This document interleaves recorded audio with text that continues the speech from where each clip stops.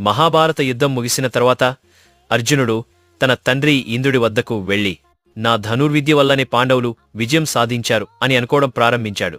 అర్జునుడు పురాతన శివాలయాన్ని సందర్శించాడు. ఋషులు శివుని కృప లేకుండా ఎవరూ విజయం సాధించలేరు అని చెప్పారు. కాని అర్జునుడు గర్వంతో నా ధనుసుతో నేను ఎవరినైనా ఎదుర్కోగలను అని చెప్పాడు. అది విన శివుడు అర్జునుడికి ఓ పరీక్ష పెట్టాలని నిర్ణయించుకున్నాడు.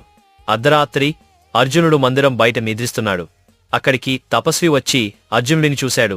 నీ ధనుర్విద్య గొప్పదే, కాని నీవు దేవతలా కృప లేకుండా కేవలం నీ ప్రతిభతోనే విజయాన్ని పొందినట్లు అనుకోవడం పొరపాటు అన్నాడు. అర్జునుడు కోపంతో మీరు ఎవరు అని అన్నాడు. శివుడు తన అసలైన రూపానికి వచ్చి గర్వం నీ శత్రువు, ఓ యోధుడు కేవలం తన ప్రతిభపై కాక వినయంతోను జీవించాలి అంటూ శాపం ఇచ్చాడు. నీ ధనుర్విద్య సమంగా తగ్గిపోతుంది అని చెప్పాడు. తరువాత ద్వారకకు వెళ్లే సమయంలో కిరాతకులు చేతిలో ఓడిపోయాడు.